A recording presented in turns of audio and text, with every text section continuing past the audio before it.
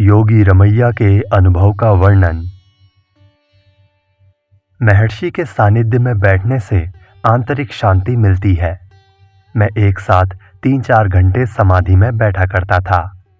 मुझे अनुभव हुआ कि मेरे मन ने एक आकृति बनाई तथा अंदर से बाहर आ गया। निरंतर अभ्यास तथा ध्यान से मन हृदय में प्रवेश कर उसी में लीन हो गया। मेरा निश्चय है कि मन की विश्राम स्थली हृदय है। इसका परिणाम शांति है। मन के हृदय में लीन हो जाने पर आत्मा का अनुभव हो जाता है। एकाग्रता की अवस्था में भी यह अनुभूति हो सकती है। मैंने महर्षि से मनन के बारे में पूछा। उन्होंने मुझे निम्न प्रकार से बताया। मनुष्य की मृत्यु होने पर चिता निर्माण कर देह को उस पर लिटाते हैं। चिता को अग्नि दी जाती है, त्वचा जलती है, तदुपरांत मांस व अस्थियां तथा सारा शरीर ही जलकर राख बन जाता है। तत्पश्चात क्या रहता है? मन रहता है। प्रश्न उठता है, शरीर में कितने मन हैं? 1 अथवा 2?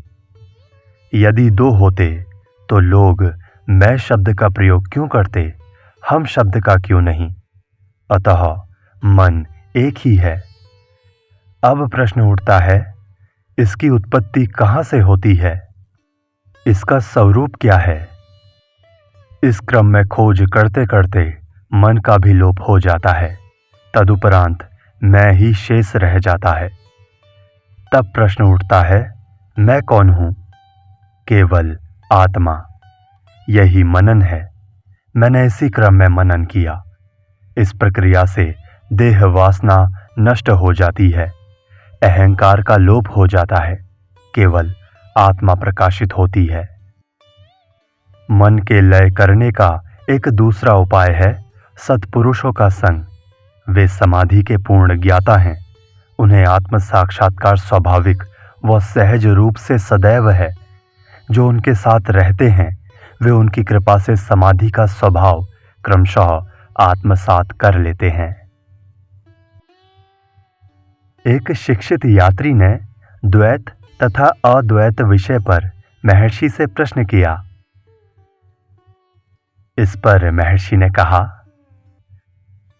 देह भाव से युक्त होना ही द्वैत है, देह भाव से रहित होना ही अद्वैत है।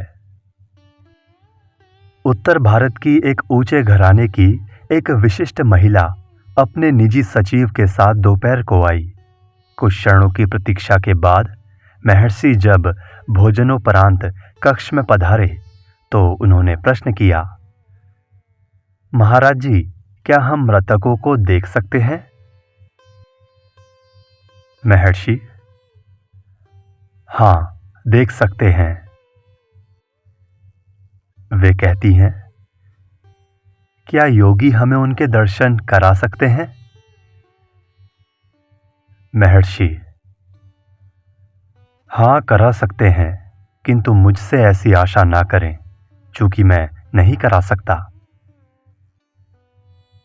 वे पूछती हैं, आप क्या उनको देखते हैं? महर्षि, हाँ, स्वप्न में। वे कहती हैं, क्या हम योग द्वारा लक्ष्य प्राप्त कर सकते हैं? महर्षि कहते हैं, हाँ, कर सकते हैं। वे कहती हैं, क्या आपने योग पर लिखा है? क्या इस विषय पर आपके द्वारा लिखित पुस्तकें हैं? महर्षि, हाँ। किसी ने प्रश्न किया, महर्षि, कर्म क्या है? महर्षि कहते हैं, जिनकी फल प्राप्ति का क्रम प्रारंभ हो चुका है उनको प्रारब्ध कर्म, भूतकाल के कर्म कहते हैं। जो जमा है और जिनकी फल प्राप्ति आगे होगी वे संचित कर्म कहे जाते हैं। ग्रामीणों द्वारा शाक पात के बदले में धान प्राप्त करने की तरह ये भी अनेक प्रकार के हैं। बदले में प्राप्त धान में चावल, रागी, जौ इत्यादि। कोई जल पर तैरने वाला, कोई जल में डूबने वाला, कोई अच्छा है, कोई बुरा, कोई बीच का। अनेक प्रकार के अत्यंत प्रभावशाली संचित कर्म जब अगले जन्म में फल देने लगते हैं तो उन्हें उस जन्म का प्रारब्ध कहा जाता है। एक यात्री आर शेषगिरी राव से वार्तालाप करते हुए महर्षि ने बताया कि आत्मज्ञानी ही उत्तम कर्मयोगी हो सकता है। जब कर्तापन का भाव न रहे तो देखो क्या होता है। श्री शंकर ने अकर्म का आदेश दिया था, किंतु क्या उन्होंने स्वयं भाष्य नहीं लिखे अथवा शास्त्रार्थ नहीं किए? कर्म करना अथवा नहीं करना, इस विवाद में मत पड़ो, अपने आप को जान लो, तब देखो कि ये कर्म किसका है। कर्म को स्वयं होने दो। जब तक कर्तापन का भाव है तब तक उसे अपने कर्मों के फल भोगने ही होंगे। यदि वो अपने को कर्ता नहीं मानता तो उसके लिए कोई कर्म नहीं रहता। जिसने सांसारिक जीवन का त्याग कर दिया है वो सन्यासी है। एक भक्त ने प्रश्न किया, महर्षि, अहम भाव का उदय कैसे हुआ? महर्षि, ये जानना आवश्यक नहीं, वर्तमान को जानो। जब तुम इसे नहीं जानते तो अन्य काल की चिंता क्यों करते हो? एक प्रश्नकर्ता ने प्रश्न पूछा, हम किस प्रकार जानें कि वो कर्म हमारा है अथवा नहीं? महर्षि, यदि कर्म का फल व्यक्ति को प्रभावित नहीं करता तो वो कर्म से मुक्त है। भक्त पूछता है, क्या बौद्धिक ज्ञान ही पर्याप्त है? महर्षि, बुद्धि से जाने बिना उसका अभ्यास कैसे होगा? अतः पहले बुद्धि से जानो, फिर वहीं रुको नहीं, उसका अभ्यास करो। तब महर्षि ने इसके बाद कुछ निरूपण किया। जब तुम एक दार्शनिक सिद्धांत का पालन करते हो तो अन्य सिद्धांतों का खंडन करना ही पड़ता है। मठाधिपतियों की यही स्थिति है। सब लोगों से एक ही प्रकार के कार्य करने की आशा नहीं की जा सकती। प्रत्येक व्यक्ति अपने स्वभाव तथा पूर्व जन्म के संस्कार के अनुसार ही कर्म करता है। ज्ञान, भक्ति, कर्म एक दूसरे से संबंध है। ध्यान करने के आकार अपने स्वयं की रुचि के अनुसार होता है। इसका उद्देश्य है अन्य आकारों से बचना तथा एक ही आकार में लगना। इससे लक्ष्य की प्राप्ति हो जाती है। प्रारंभ में मन को हृदय में एकाग्र करना असंभव है। इसी कारण इन साधनों की आवश्यकता है। कृष्ण का कथन है कि मेरे, तुम्हारे इत्यादि किसी के कोई जन्म नहीं हुए, और बाद में वे कहते हैं उन्होंने आदित्य से पहले जन्म लिया था। अर्जुन को इस कथन में शंका होती है। इससे यह निश्चय हुआ कि हर व्यक्ति अपने विकास के अनुरूप ही ईश्वर की धारणा बनाता है। तुम जागृत अवस्था में स्वयं को देह मानते हो, पर सुषुप्ति में ऐसा नहीं मानते। एक व्यक्ति के शरीर भी तो अनेक परतों में होते हैं। ईश्वर की अनेक सामर्थ्य क्यों न होगी? जो भी मार्ग अपनाया जाए, ज्ञानी पुरुष उसे ही प्रोत्साहन देते हैं, क्योंकि वो मार्ग भी अन्य मार्गों की तरह लक्ष्य तक ले जाता है।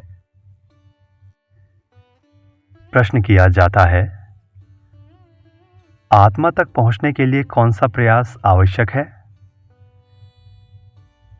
महर्षि, मैं को नष्ट कर देना चाहिए, आत्मा तक पहुंचना नहीं पड़ता। क्या ऐसा कोई क्षण है जब आत्मा नहीं है? ये नवीन नहीं है। तुम जो हो वही ही रहो।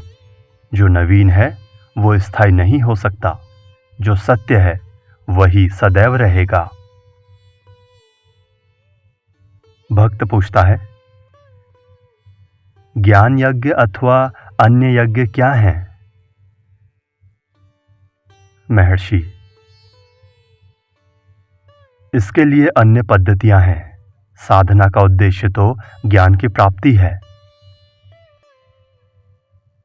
प्रश्न किया जाता है, क्या जीवन मुक्त भिन्न प्रकार के होते हैं? महर्षि, यदि वे बाह्य रूप से भिन्न हो तो भी क्या हुआ, उसके ज्ञान में कोई अंतर नहीं है।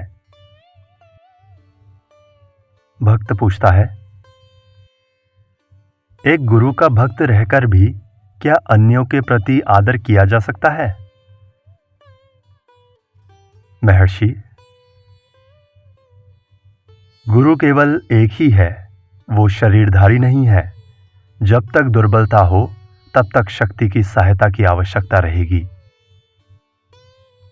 तभी भक्त कहता है, जे कृष्ण मूर्ति के अनुसार तो किसी गुरु की आवश्यकता नहीं है। महर्षि कहते हैं, उन्होंने ऐसा कैसे जाना? आत्मज्ञान की प्राप्ति के उपरांत ही ऐसा कहा जा सकता है, उससे पूर्व नहीं। भक्त कहता है, आपने परम पुरुषार्थ के पश्चात ही यह अवस्था प्राप्त की है। हम निर्बल आत्माएं क्या कर सकते हैं? महर्षि,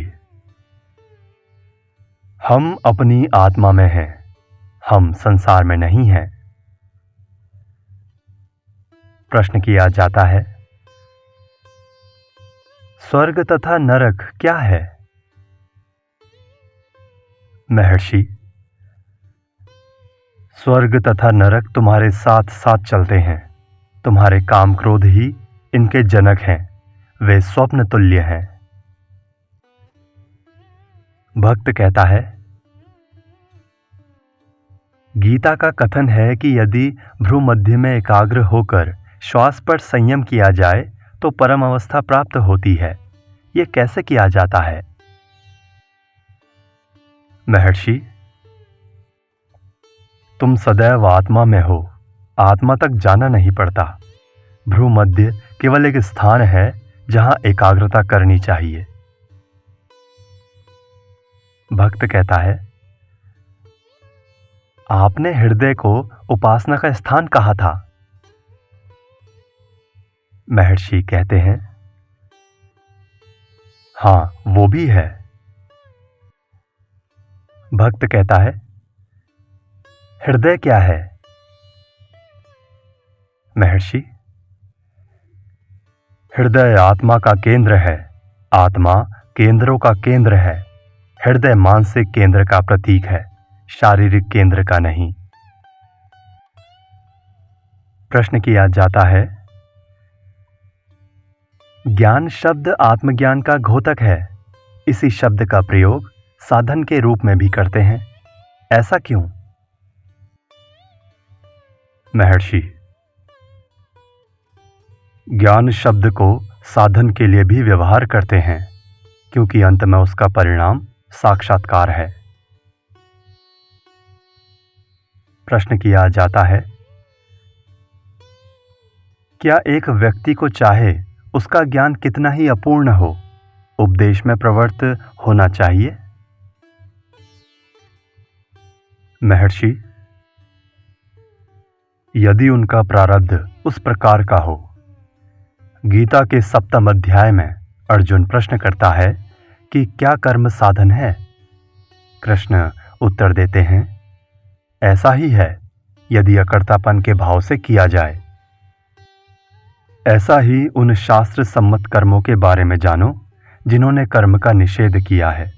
उनके द्वारा उन्हीं कर्मों को निषिद्ध ठहराया है जो कर्तापन के भाव से किए जाते हैं। कर्मों को त्यागो मत, तुम ऐसा कर भी नहीं सकते। कर्तापन के भाव को त्यागो, कर्म स्वतः ही होते रहेंगे अथवा कर्म तुमसे छूट जाएंगे। यदि तुम्हारे प्रारब्ध में कर्म करना है तो वे तुमसे होंगे ही, तुम चाहो या न चाहो। यदि तुम्हारे प्रारब्ध में कर्म नहीं है तो तुम कितनी ही आग्रह से उनमें प्रवृत्त हो जाओ, वे नहीं होंगे। जनक, शुकदेव आदि अहंकार रहित होकर कर्मरत थे।